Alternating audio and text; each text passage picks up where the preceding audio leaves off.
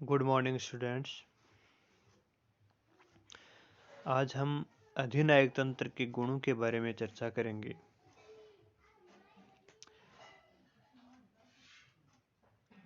जब भी हम किसी शासन व्यवस्था के बारे में बात करते हैं तो हम लोकतांत्रिक शासन व्यवस्था को अच्छा मानते हैं और वर्तमान में उदारवादी लोकतांत्रिक व्यवस्था विश्व में सर्वमान्य शासन व्यवस्था मानी जाती है। लेकिन अधिनायक तंत्र व्यवस्था के व्यवहार में इतने अधिक लाभ हैं कि अनेक लोकतांत्रिक राज्यों में भी जनता लोकतंत्र में कुछ लोगों की मनमानी करने की स्वतंत्रता से क्षुब्ध होकर अधिनायक तंत्र व्यवस्था की कामना करने लगती है। अगर हम अधिनायक तंत्र व्यवस्था के उदय के कारणों की जांच पड़ताल करेंगे तो जिन जिन देशों में निराशा, अव्यवस्था, असंतोष और अभाव की जिंदगी लोगों में है, वहीं अधिनायक तंत्र व्यवस्था का उदय हुआ है। और जिन देशों में लोकतांत्रिक व्यवस्था लोगों में निराशा और अभाव उत्पन्न करने वाली बनी है, वहीं इस व्यवस्था की स्थापना हुई है। आज भी अनेक राज्यों में जनता अधिनायक तंत्र को अच्छा मानकर निरंकुश शासकों का समर्थन करती दिखाई देती है। इससे यह स्पष्ट होता है कि अधिनायक तंत्र में कुछ ऐसे गुण जरूर हैं जो अन्य व्यवस्थाओं की सैद्धांतिक श्रेष्ठता के बावजूद इस व्यवस्था को यानी अधिनायक तंत्र को अपनाने के लिए प्रेरणा देती है। तो आइए हम देखते हैं अधिनायक तंत्र के कौन कौन से लाभ हैं जिसके कारण जनता इस प्रकार की शासन व्यवस्था का समर्थन करती दिखाई देती है।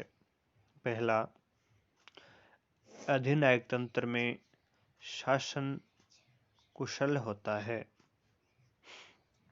क्योंकि अधिनायक तंत्र में सारी शक्ति एक व्यक्ति में निहित होने के कारण न केवल निर्णय शीघ्रता से लिए जाते हैं, बल्कि निर्णयों के क्रियान्वयन की व्यवस्था भी तेजी से होती है। अधिनायक तंत्र व्यवस्था में शासक से सभी लोग भयभीत रहते हैं। इस कारण से कार्यों में देरी नहीं होती है और प्रशासनिक अधिकारी कार्यों में शिथिलता भी नहीं बरतते हैं। निरंकुश शासक के प्रति संपूर्ण प्रशासन उत्तरदायी होता है और साथ ही साथ में सतर्क रहता है, सचेत रहता है और सक्रिय रूप से अपनी भूमिका का निर्वहन करते हैं। इसके कारण ही अधिनायक तंत्र व्यवस्था में शासन में कार्य कुशलता पाई जाती है, क्योंकि शासक के डर के कारण अधिकारी कर्मचारी कार्यों में देरी नहीं करते हैं, शीघ्रता से अपने कार्यों का संपादन करते हैं। और यही कारण है कि अधिनायक तंत्र में शासन कार्य कुशल पाया जाता है।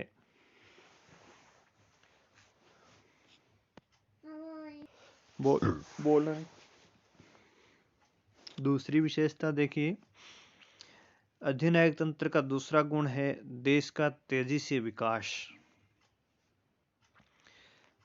अधिनायक तंत्र व्यवस्था में देश का आर्थिक विकास तेज गति से होता है। इसका कारण यह है कि देश में एक ही नेता होता है, एक ही प्रकार की योजना होती है और एक ही विकास लक्ष्य रहता है, जिसके कारण देश की संपूर्ण शक्ति इसी लक्ष्य के पूर्ति में लगी हुई रहती है।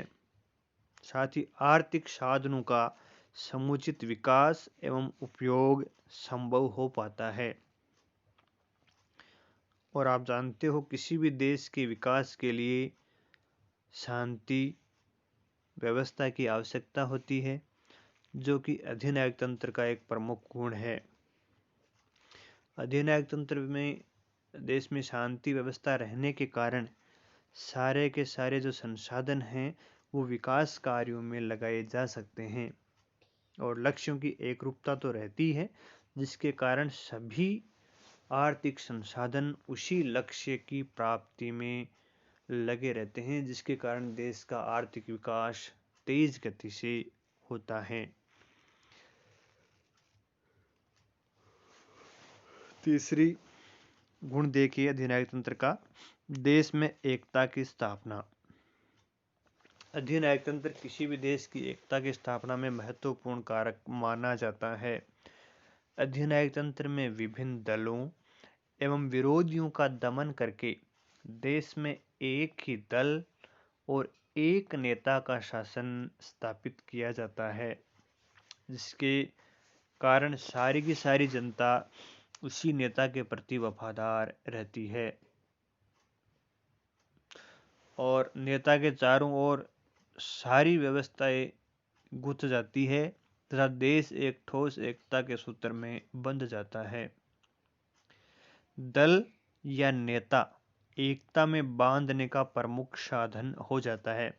या तो किसी दल के प्रति वहाँ की जनता पूर्ण समर्पण भाव रखती है, या फिर वहाँ उस दल के नेता के प्रति उस दल के नेता को जनता देवतुल्य मानती है, जिसके कारण उसके आदेशों की पालना करती है और सारा का सारा देश एक सूत्र में बंध जाता है। जैसे हिटलर एवं मुसोलिनी जर्मनी तथा इटली को एक करने में सफल रहे थे।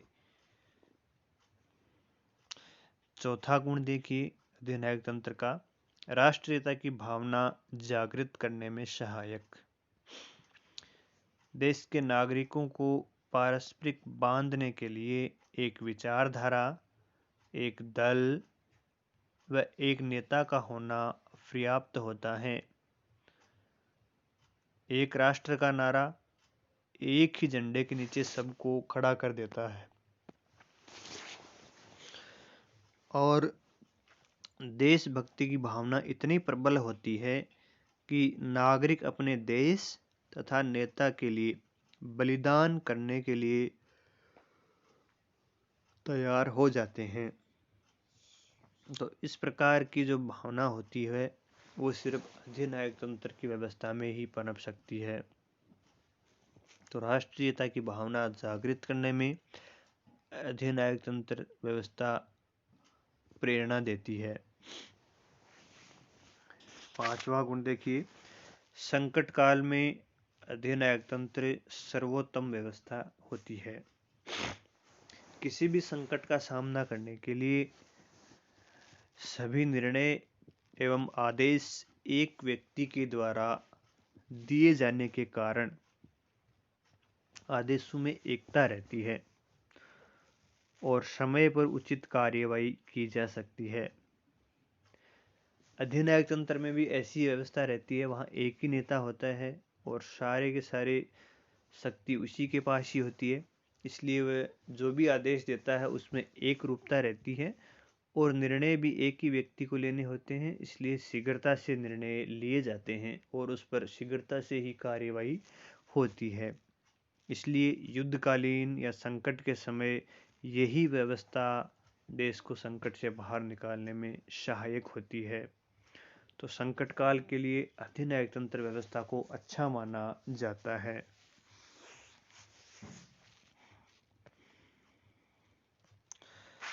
छठा गुण देखिए, अधिनायक तंत्र व्यवस्था में देश का बहुमुखी विकास होता है। आर्थिक क्षेत्र में तेजी से विकास होता ही है तथा एकता, अनुशासन व कर्तव्य परायणता के कारण देश बहुत तेजी से विकास करता है। रूस, जर्मनी, चीन, इटली, टर्की और स्पेन का इतिहास इस बात का साक्षी है। और जैक्सन नामक विद्वान थे, उन्होंने अपनी पुस्तक यूरोप सिंस द वॉर में भी लिखा है कि स्पेन वासियों के इतिहास में ये पहला अवसर है जब रेलें समय पर चली और अधिनायक के अधीन व्यापार और उद्योग समृद्ध हुए हैं, कृषि फली फूली है, श्रम संकट दूर हुए हैं और इसी तरीके की बात भारत में जब आपातकाल लगा था 1975 में, तब के बारे में कहा जाता है कि देश में सभी काम समय पर होने लगे, कर्मचारी अपना काम ठीक ढंग से करने लगे सुचारू रूप से, और कार्यों में देरी नहीं की जाती थी। तो इस प्रकार कहा जाता है कि अधिनायक तंत्र में देश का चहुमुखी विकास होता है।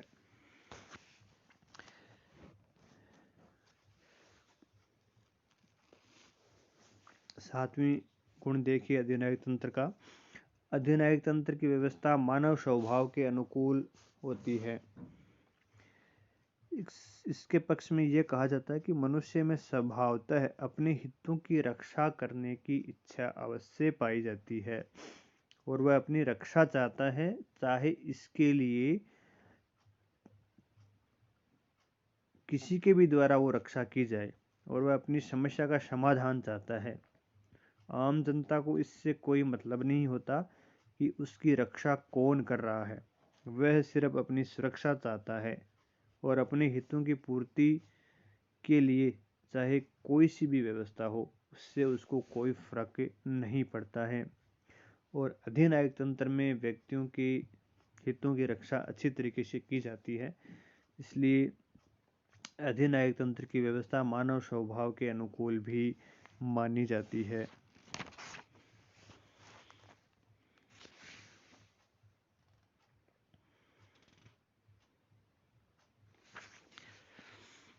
आठवां गुण देखिए, विकासशील राज्यों के लिए राजनीतिक और आर्थिक विकास की संक्रमणकालीन परिस्थिति में भी अधिनायक तंत्र उपयोगी माना जाता है।